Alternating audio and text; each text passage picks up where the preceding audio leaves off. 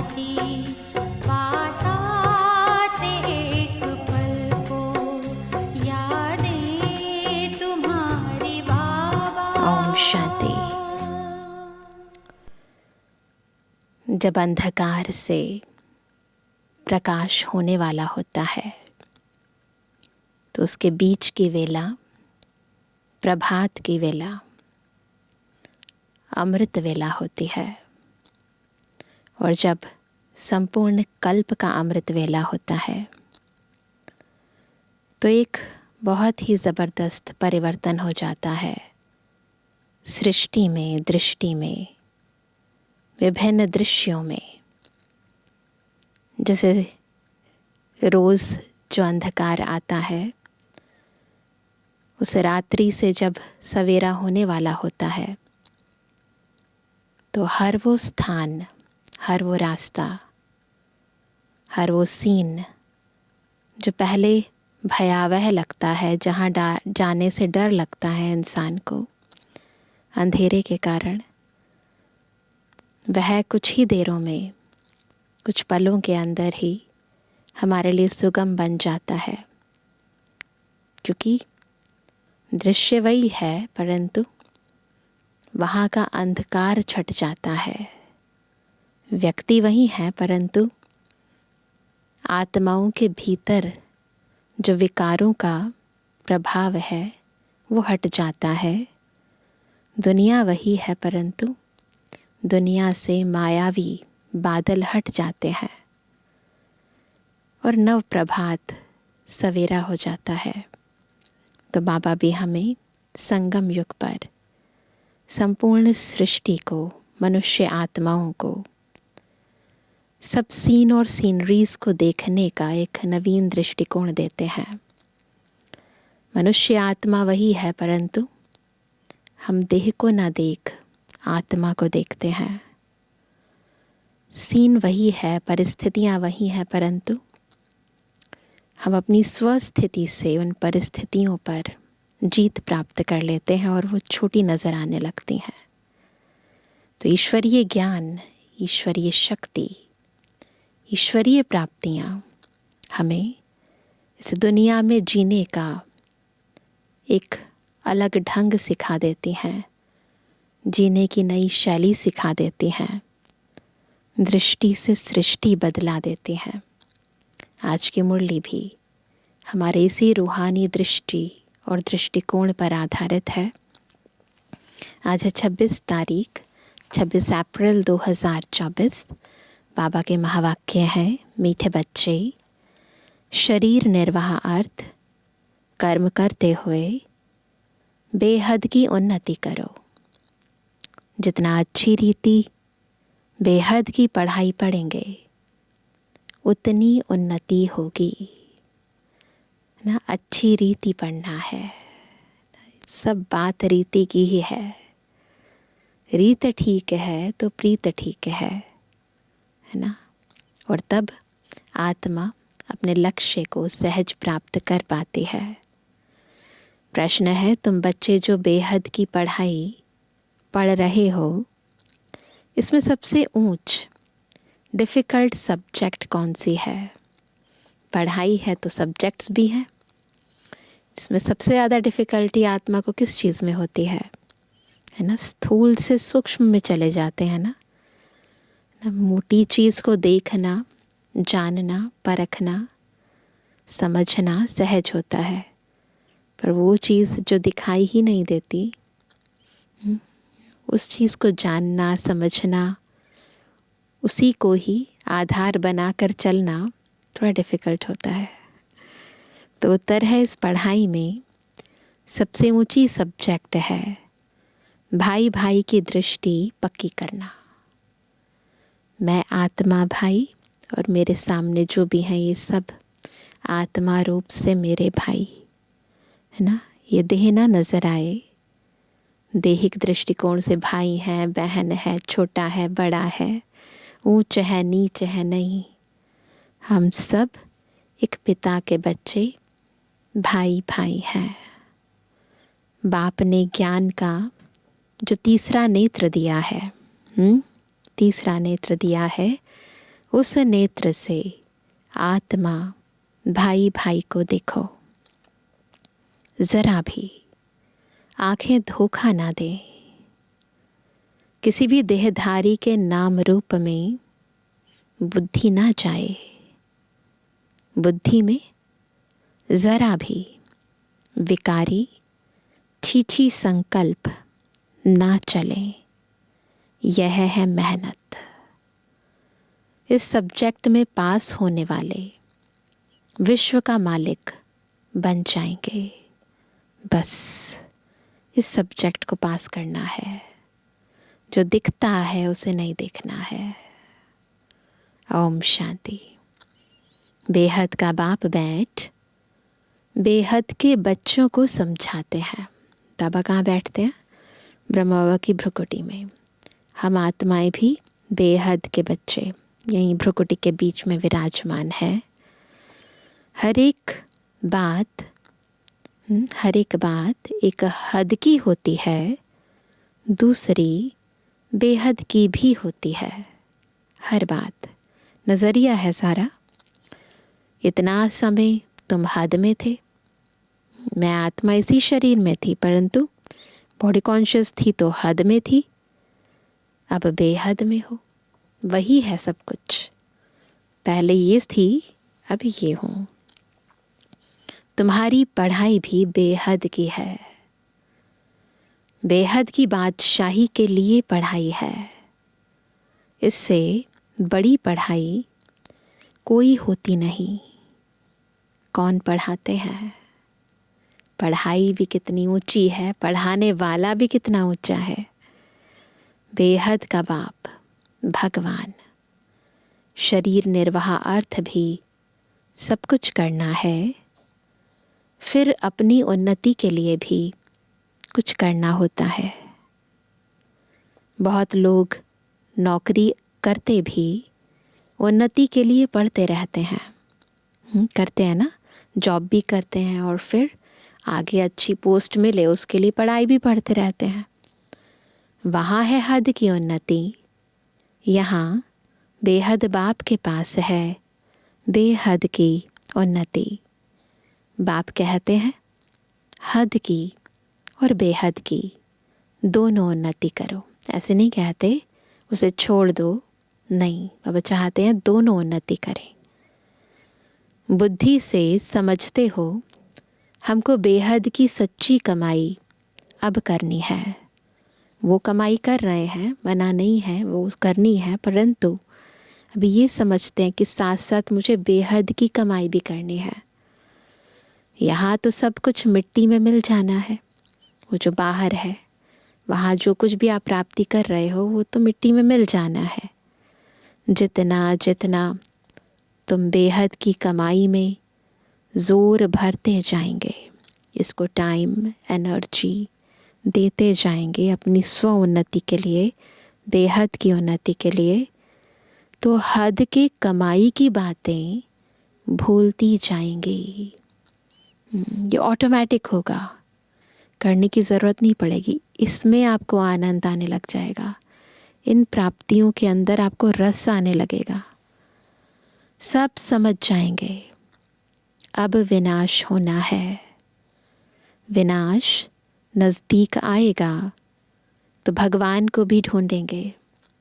कहते हैं ना भगवान आता है ना, तो इसीलिए भगवान को ढूंढेंगे कि समय हो गया है, इतना सब कुछ हो रहा है तो ज़रूर कहीं ना कहीं भगवान आए हैं।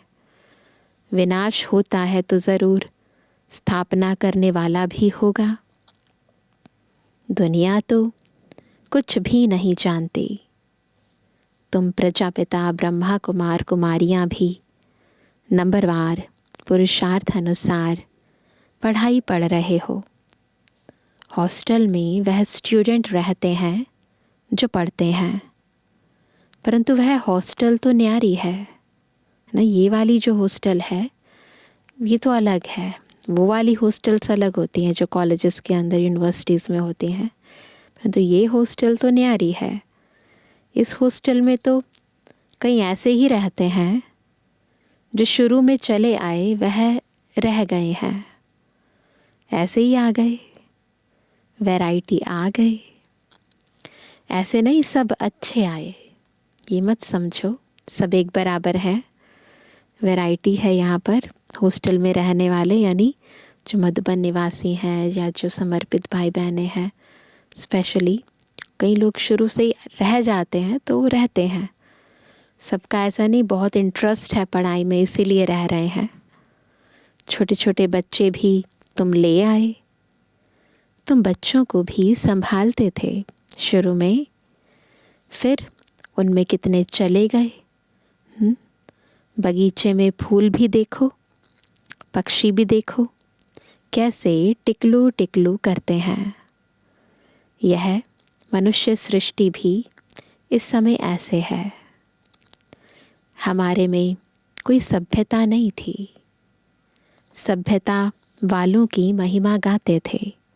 किनकी महिमा गाते थे? देवी देवताओं की। क्यों? क्योंकि खुद असभ्य थे। तो बाबा कहते थे हम निर्गुण हारे में कोई गुण नाही। भल कितने भी बड़े आदमी आते हैं, फील करते हैं कि हम रचयिता बाप और रचना के आदि मध्य अंत को नहीं जानते हैं, फिर वह किस काम के? अगर ये नहीं जानते, इस नॉलेज को नहीं जानते, तो फिर किस काम के? तुम भी कुछ काम के नहीं थे। अब तुम समझते हो बाप की कमाल है। बाप विश्व का मालिक बनाते हैं। जो राजाई हमसे कोई भी छीन नहीं सकते, जरा भी कोई विघ्न डाल नहीं सकते। क्या से क्या हम क्या बन जाते हैं। तो ऐसे बाप की श्रीमत पर ज़रूर चलना चाहिए। जो बाबा हमें क्या से क्या बना देते हैं, ऐसा राज्य देते हैं जहाँ ना कोई विघ्न होगा, न किसी बात की कोई कमी होगी, तो फिर बाबा कहते हैं कि उनकी श्रीमत पर ज़रूर चलना चाहिए ना। भल दुनिया में कितनी ग्लानि हंगामे आदि होते हैं। यह कोई नई बात नहीं है। कलयुग चल रहा है, उसका अंतिम समय है, तो वो तो होता ही है ना। हर फिल्म के अंत के अंदर कुछ लड़ाई झगड़ा बॉम्ब्स चलते ही है ना। तो कोई नई बात नहीं है। 5000 वर्ष पहले भी हुआ था, शास्त्रों में भी है। जो दिखाते मूसल निकले, युद्ध हुए, बच्चों को बताया है। यह जो भक्ति मार्ग के शास्त्र हैं, जो भी भक्ति मार्ग के शास्त्र हैं, वह फिर भक्ति मार्ग में पढ़ेंगे। इस समय तुम ज्ञान से सुख धाम में जाते हो, उसके लिए पूरा पुरुषार्थ करना चाहिए। जितना अब पुरुषार्थ करेंगे उतना कल्प कल्प होगा। तो यही सोचकर पुरुषार्थ करो, जितना अब करेंगे उतना कल्प कल्प होगा।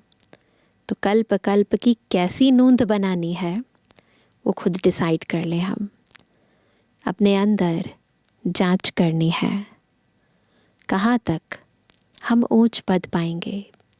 खुद से ज़्यादा किसी और को पता नहीं है कि हम क्या कर रहे हैं, है ना। तो इसीलिए खुद ही जांच करें कि हम क्या पद पाएंगे। यह तो हर एक स्टूडेंट समझ सकते हैं कि हम जितना अच्छा पढ़ेंगे उतना ऊंच जाएंगे। यह हमसे होशियार है, हम भी होशियार बने। जानते हैं ना कौन होशियार है, फिर हम चाहेंगे कि हम भी बने। व्यापारियों में भी ऐसे होता है। कंपटीशन तो सब जगह होता है ना। मैं इनसे ऊपर जाऊं यानी होशियार बनूं। अल्पकाल सुख के लिए मेहनत करते हैं। बाप कहते हैं, मीठे मीठे बच्चों, मैं तुम्हारा कितना बड़ा बाप हूँ। साकारी बाप भी है तो निराकारी भी है, दोनों इकट्ठे हैं। दोनों मिलकर कहते हैं, मीठे बच्चे, अब तुम बेहद की पढ़ाई को समझ गए हो।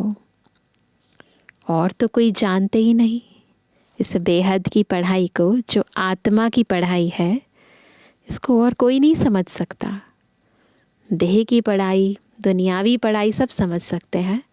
आत्मा की उन्नति कैसे होती है, आत्मा कैसे सत्व प्रधान बनती है, उसकी कौन सी पढ़ाई है, कोई नहीं समझ सकता। तो बाबा कहते हैं और कोई जानते ही नहीं। पहली बात तो हमको पढ़ाने वाला कौन, ये समझना ज़रूरी है। भगवान क्या पढ़ाते हैं? कहते हैं ना भगवान को कि हमें विद्या दो, है ना, ज्ञान का सागर है ज्ञान दो। क्या ज्ञान देते हैं, कौन सी विद्या देते हैं, जानते नहीं है। राजयोग, तुम राज ऋषि हो। आज का सम्मान हम सब कौन है? राज ऋषि।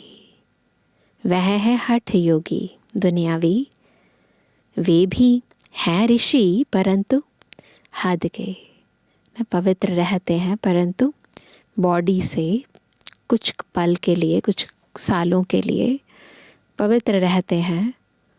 वह कहते हैं हमने घर बार छोड़ा है। यह कोई अच्छा काम किया है क्या?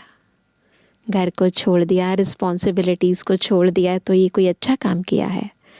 घर वाले रो रहे हैं। तुम घर बार तब छोड़ते हो जब तुमको विकार के लिए तंग करते हैं। शुरू में बहुतों ने घर बार इसीलिए छोड़ा क्योंकि विकार के लिए तंग करते थे। उनको क्या तंगी हुई? तुमको मार पड़ी तब तुम भागी हो? एक एक से पूछो। कुमारियों ने, स्त्रियों ने कितनी मार खाई है, तब चली आई। पढ़ते हैं हिस्ट्री तो बिल्कुल रोंगटे खड़े हो जाते हैं। कितनी मार खाई, शुरू में कितने आए।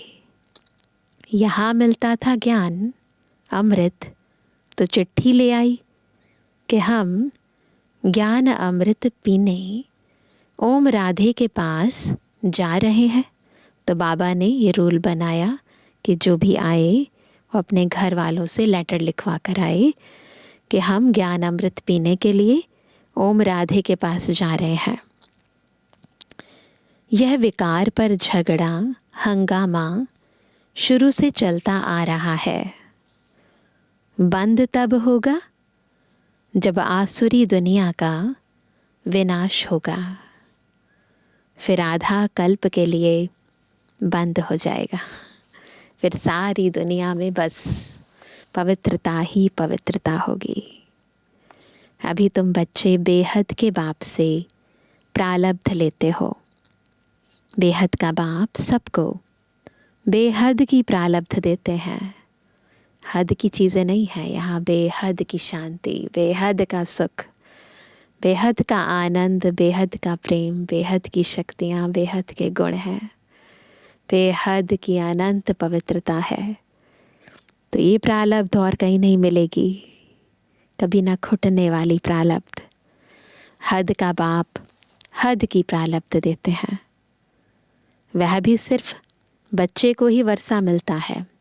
उस समय साकार मुरली जबकि है, उस समय केवल बच्चे को ही वर्षा मिलता था। अभी तो बच्चे को, बच्ची को, दोनों को मिलता है। यहाँ बाप कहते हैं तुम बच्ची हो या बच्चा, दोनों वर्षे के हकदार हो। दोनों को बाबा तो उस समय से सबको देते हैं। आत्माओं को वर्षा मिल रहा है ना, तो दोनों वर्षे के हकदार हैं। उस लौकिक बाप के पास भेद रहता है, सिर्फ बच्चे को वारिस बनाते हैं। स्त्री को हाफ पार्टनर कहते हैं, परंतु उनको भी हिस्सा देते नहीं है। अभी तो लॉज बदल गए हैं, उस समय ऐसे ही था लॉ। बच्चा ही संभाल लेते हैं। बाप का बच्चों में मोह रहता है। यह बाप तो कायदे अनुसार सभी बच्चों यानी आत्माओं को वर्षा देते हैं। यहाँ बच्चे व बच्ची के भेद का मालूम ही नहीं है। उल्टा बच्चियाँ और ही कमाई करती हैं। तुम कितने सुख का वर्षा बेहद के बाप से लेते हो, फिर भी पूरा पढ़ते नहीं। इतनी प्राप्तियां हैं, वह कहते हैं फिर भी पूरा नहीं पढ़ते हैं, पढ़ाई को छोड़ देते हैं। बच्चियां लिखती हैं, बाबा फलाने ने ब्लड से लिख कर दिया है। शुरू में कई भाई बहनें, शुरू में इतना नशा चढ़ जाता था कि ब्लड से लिख कर देते थे लेटर बाबा को। अब नहीं आता है, तो बाबा कहते हैं ब्लड से भी लिखते हैं, बाबा आप प्यार करो व ठुकराओ, हम आपको कभी छोड़ेंगे नहीं। परंतु क्या होता है ना, माया बड़ी तेज है ना। परवरिश लेकर फिर भी चले जाते हैं। बाप ने समझाया है क्या करना है, फिर अगर ऐसा कुछ हो जाए तो क्या समझाया बाबा ने उसके लिए। यह सब ड्रामा है, सब ड्रामा प्लान अनुसार है, एक्यूरेट है। कोई आश्चर्यवत भागंती होंगे, यहाँ बैठे हैं तो निश्चय है ऐसे बेहद के बाप को हम कैसे छोड़ें। यह तो पढ़ाई भी है, गारंटी भी करते हैं हम साथ ले जाएंगे, गारंटी है यहाँ पर। सतयुग आदि में इतने सब मनुष्य नहीं थे, अभी संगम पर सभी मनुष्य हैं। सतयुग में बहुत थोड़े होंगे, इतने सब धर्म वाले कोई भी नहीं रहेंगे। उसकी सारी तैयारी हो रही है ना। कैसे इतनी बड़ी छटनी होनी है, कैसे दुनिया इतनी अति से थोड़ी सी रह जाकर रहेगी, करोड़ों से, इतने करोड़ों से बस 9 लाख जाकर रहेंगे, उसकी सब तैयारियां हो रही हैं। यह शरीर छोड़ शांति धाम चले जाएंगे। हिसाब किताब चुकतू कर जहाँ से आए हैं, पाट बजाने वहाँ चले जाएंगे। वह तो होता है 2 घंटे का नाटक, दुनिया में यह है बेहद का नाटक। तुम जानते हो हम उस घर के रहवासी हैं, वो जो मूल वतन है वही हमारा घर है, स्वीट साइलेंस होम। और है भी एक बाप के बच्चे। रहने का स्थान है निर्वाण धाम, वाणी से परे, वहाँ आवाज़ होता नहीं। बिल्कुल जैसे जैसे बाबा बोले, हम उसी स्थिति में अपने मूल वतन निर्वाण धाम में स्थित हो जाएं। मनुष्य समझते हैं ब्रह्म में लीन हो जाते हैं। बाबा कहते हैं आत्मा अविनाशी है, उसका अस्तित्व कभी ख़त्म नहीं होता, उनका कभी विनाश हो ना सके। कितनी जीवात्माएं हैं, अविनाशी आत्मा, जीव द्वारा जैविक तत्वों का ये शरीर, तो अविनाशी आत्मा जीव द्वारा पाठ बजाती है। सब आत्माएं ड्रामा के एक्टर्स हैं, सब अपना अपना कॉस्ट्यूम्स धारण करते हैं, पाठ बजाते हैं। रहने का स्थान हम सबका ब्रह्मांड, वह घर है। आत्मा ब्रह्मांड मतलब आत्मा अंडे मिसल दिखाई पड़ती है। ब्रह्मांड में, ब्रह्मलोक में आत्माएं अंडे मिसल रहती हैं ना, जैसे एक पॉइंट ऑफ लाइट, फिर उसका एक छोटा छोटा ऑरा सा बनता है जिससे अंडे मिसल हो जाती हैं। वहाँ ब्रह्मांड में उनके रहने का स्थान है। हर एक बात को अच्छी रीति समझना है। नहीं समझते हैं तो आगे चलकर आप ही समझ जाएंगे, चिंता मत करो। अगर सुनते ही रहेंगे तो हाँ, अगर सुनते ही रहेंगे तो समझ जाएंगे, सुनना बंद करेंगे तो नहीं समझेंगे। छोड़ देंगे तो फिर कुछ भी समझ नहीं सकेंगे। तुम बच्चे जानते हो, यह पुरानी दुनिया खत्म हो, नई दुनिया स्थापन होती है। बाप कहते हैं कल तुम विश्व के मालिक थे। बाबा के लिए तो कल और आज की बात है कि कल तुम विश्व के मालिक थे, अब फिर तुम विश्व के मालिक बनने आए हो।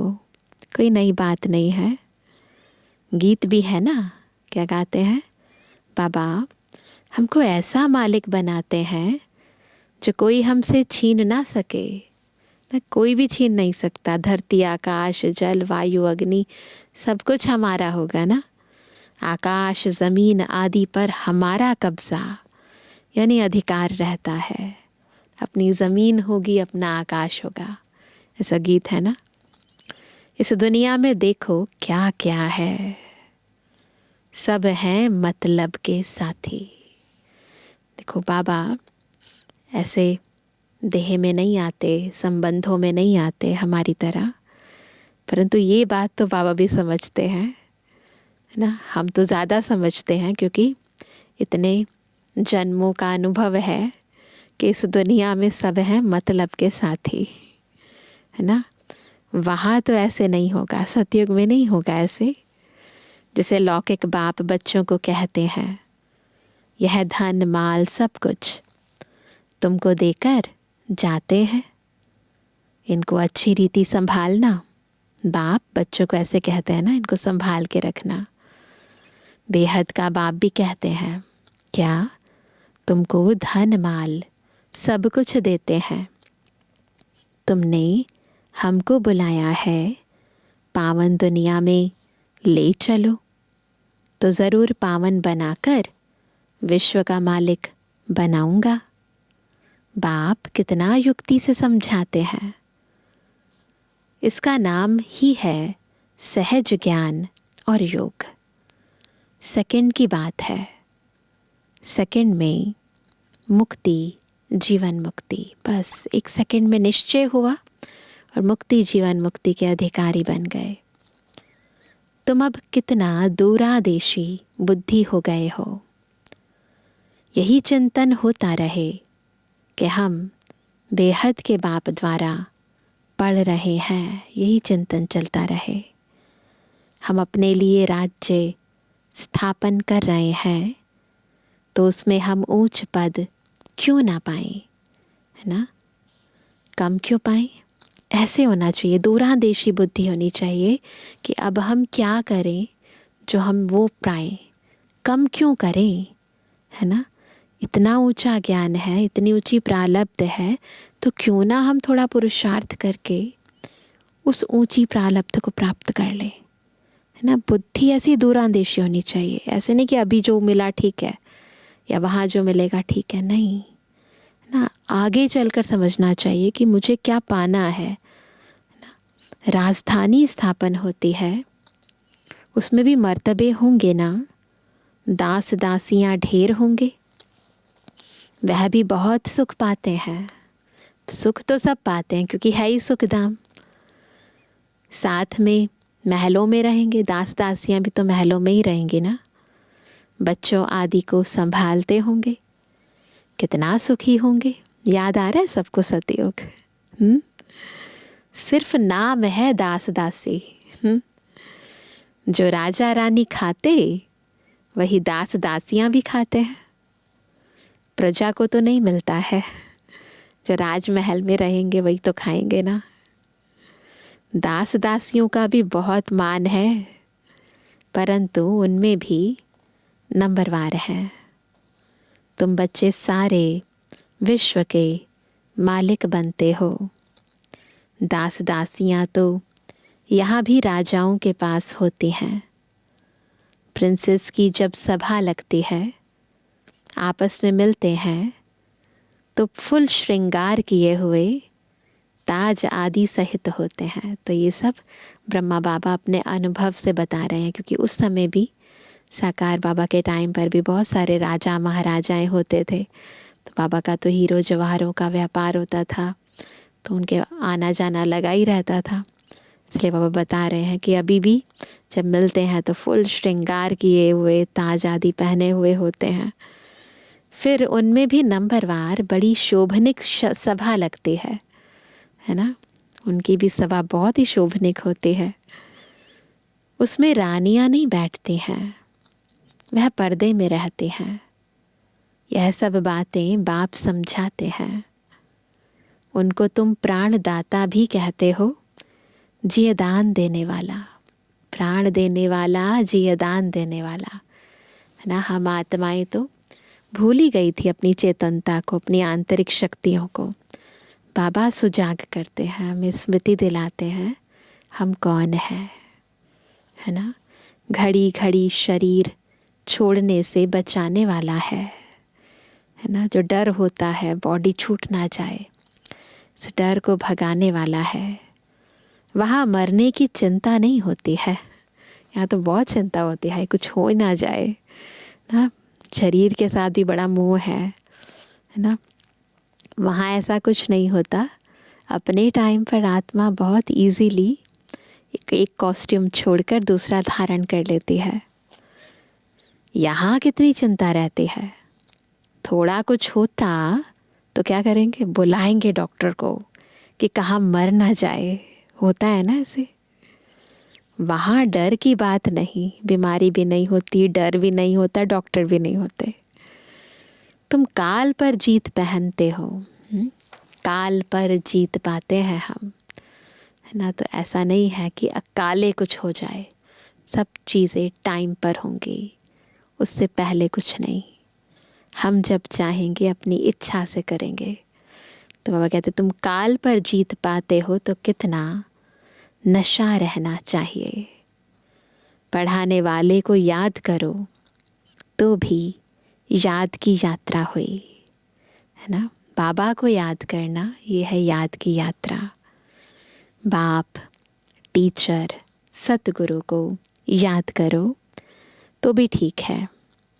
जितना श्रीमत पर चलेंगे, जितना श्रीमत पर चलेंगे, मनसा वाचा कर्मणा पावन बनना है, उसी अनुसार पवित्र बनेंगे। बुद्धि में विकारी संकल्प भी न आए, संकल्प भी नहीं आनी चाहिए। वह तब होगा जब भाई भाई समझेंगे। बहन भाई समझने से भी छी छी हो जाते हैं। सबसे अधिक धोखा देने वाली यह आंखें हैं। इसलिए बाप ने कहा इन आंखों से नहीं देखो। क्या करो, बाबा ने फिर क्या दिया, तीसरा नेत्र दिया है। तो अपने को आत्मा समझ भाई भाई को देखो।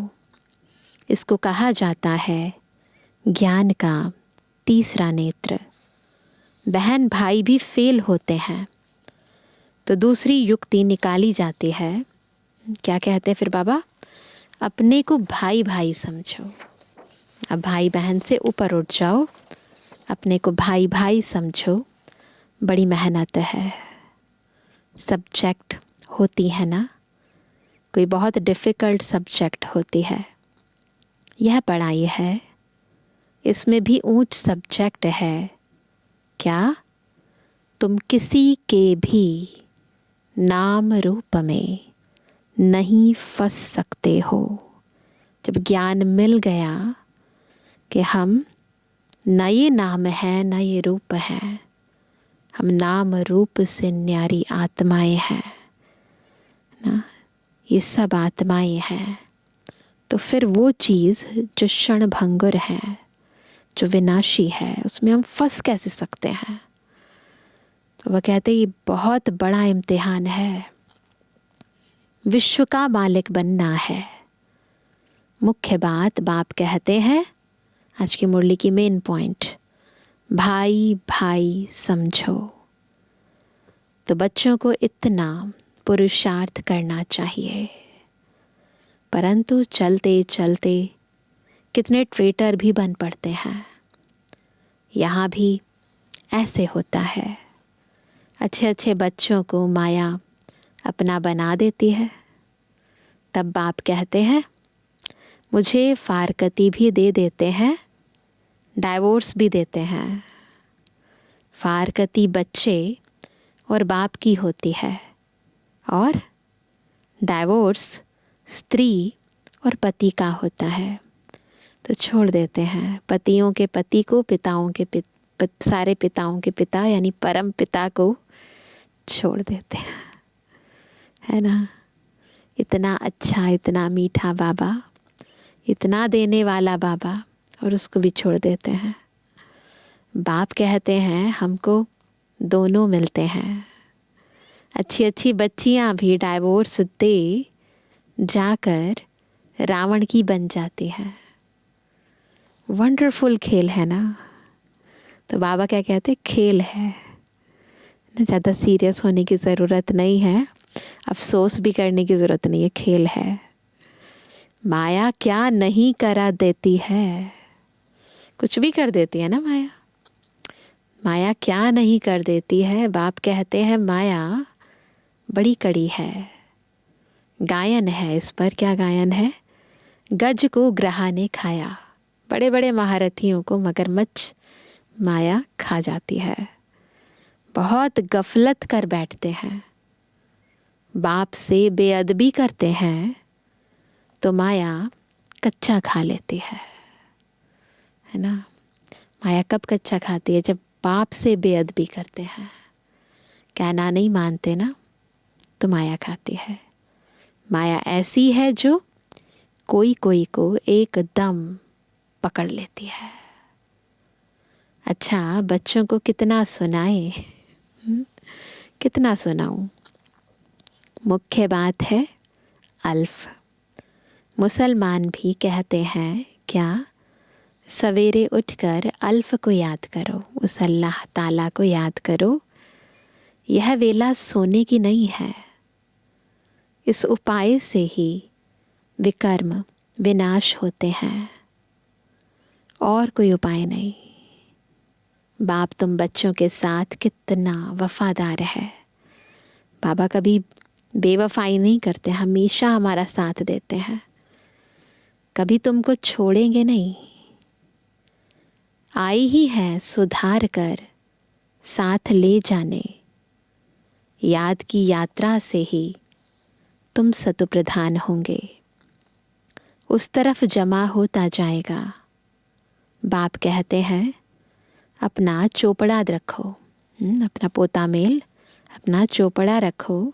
कितना याद करते हैं, कितनी सर्विस करते हैं। व्यापारी लोग घाटा देखते हैं तो खबरदार रहते हैं। घाटा नहीं डालना चाहिए।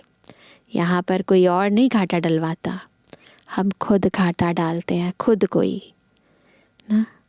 तो कैसे कैसे घाटा डालते हैं वो तो खुद ही जानते हैं ना। बाबा की श्रीमत पर नहीं चलते हैं, सेवा नहीं करते हैं, श्रीमत के उल्लंघन करते हैं, है ना। कुछ ना कुछ ना ईश्वरीय कायदे के विरुद्ध कार्य करते हैं ना। मनसा वाचा कर्मणा को चेक करने की ज़रूरत है। इसलिए बाबा कहते हैं घाटा नहीं डालना चाहिए, कल्प कल्पांतर का घाटा पड़ जाता है।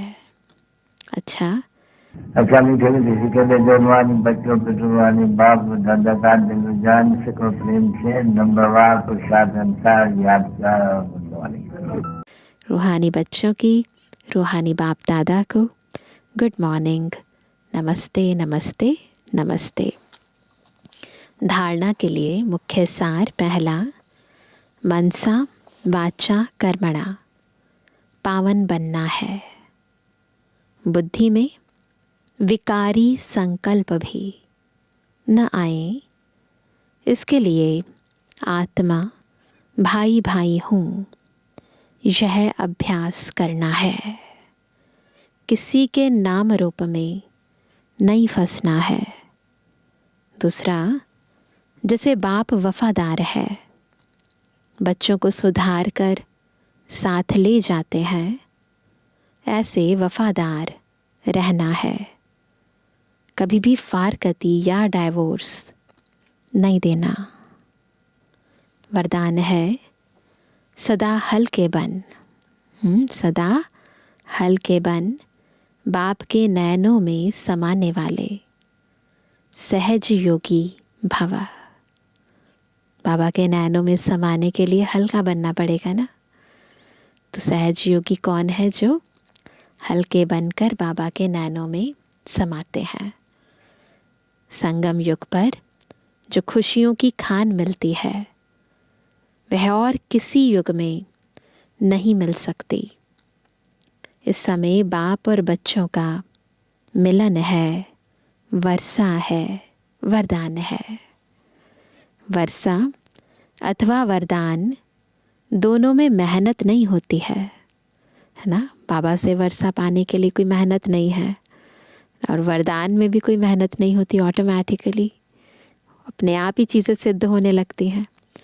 तो वर्षा अथवा वरदान दोनों में मेहनत नहीं होती, इसलिए आपका टाइटल ही है सहज योगी। बाप दादा बच्चों की मेहनत देख नहीं सकते। कहते हैं बच्चे अपने सब बोझ बाप को देकर खुद हल्के हो जाओ। इतने हल्के बनो जो बाप अपने नैनों पर बिठाकर साथ ले जाए। सब कुछ बाबा के हवाले कर दो। सब कुछ, तन मन धन सब कुछ तेरा कर दो, है ना। तो जब सब बोझ उसको दे देंगे हल्के हो जाएंगे। बाप से स्नेह की निशानी है सदा हल्के बन, बाप की नज़रों में समा जाना। बाबा हमें मेहनत से छुड़ाना चाहते हैं, सहज योगी बनाना चाहते हैं। बस क्या करना है? हल्के बनना है। स्लोगन है नेगेटिव सोचने का रास्ता बंद कर दो तो सफलता स्वरूप बन जाएंगे। नेगेटिव ही नहीं होगा तो बस प्राप्ति प्राप्ति, सफलता ही सफलता। तो आज विशेष, जैसे बाबा ने कहा, आत्मा भाई भाई की दृष्टि को हम पक्का करने का अभ्यास करेंगे। चाहे तो लिख सकते हैं हमारे आसपास जो भी हमारे जिनके साथ हम संबंध संपर्क में आते हैं उनका नाम लिख करके, वो भी आत्मा है, जैसे ब्रह्मा बाबा ने अभ्यास किया। और फिर जब अकेले एकांत में बैठते हैं तो भी उन्हें आत्मिक स्वरूप में, सूक्ष्म शरीर में देखने का अभ्यास करें कि ये सभी आत्माएं हैं। देह नज़र ना आए, है ना, जीव नज़र ना आए, आत्मा नज़र आए। सांप नज़र ना आए, मणि नज़र आए। मिट्टी का दीपक नहीं, अंदर की ज्योत नज़र आए। इसका अभ्यास बार बार करेंगे। खुद को भी उसी नज़र से देखेंगे और अन्य आत्माओं को भी उसी नज़रिए से, भाई भाई के दृष्टिकोण से देखेंगे। तो आज विशेष इसका अभ्यास करेंगे। ओम शांति।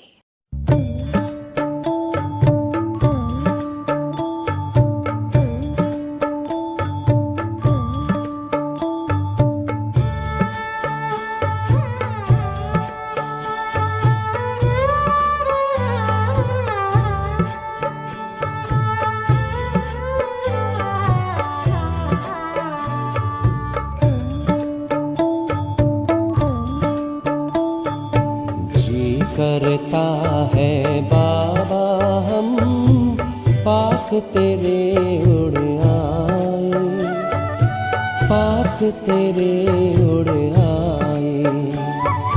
जो पिंजरे से उड़कर पंछी नील गगन में जाए, पास तेरे उड़ आए। जी करता है बाबा हम पास तेरे उड़ आए, पास तेरे उड़ आए।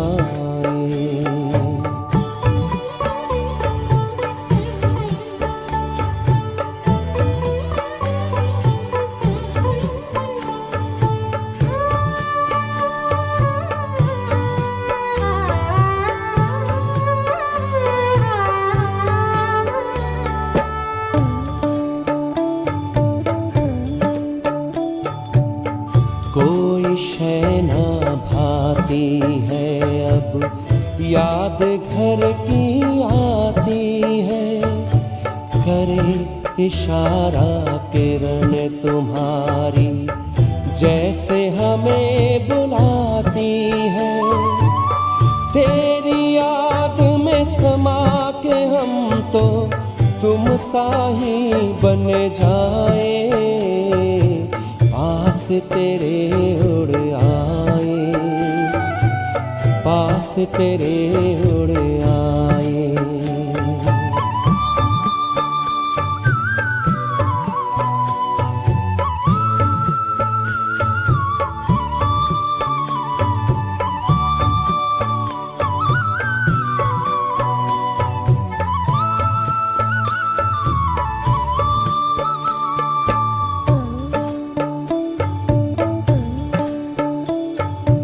बस कुछ पल की बात है, फिर घर चलना साथ है। हाथ में हाथ तुम्हारे बाबा, प्यार की बरसात है। संगम युग में संग में तेरे, हर पल मिलन मनाए,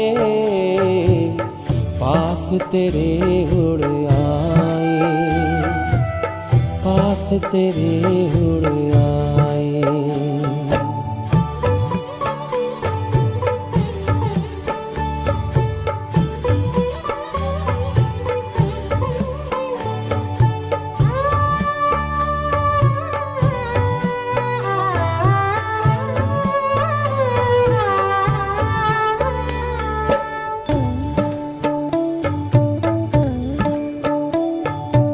अंबर से भी पार है, मणियों का गार है। परम शांति विश्राम यहाँ पर, ज्योति का भंडार है। परमानंद सुधा नैनों से वसुधा पर छलकाए, पास तेरे उड़ आए। जी करता है बाबा हम पास तेरे उड़ आए, पास तेरे उड़ आए। जो पिंजरे से उड़कर पंछी नील गगन में जाए, पास तेरे उड़ आए। जी करता है बाबा हम पास तेरे उड़ आए, पास तेरे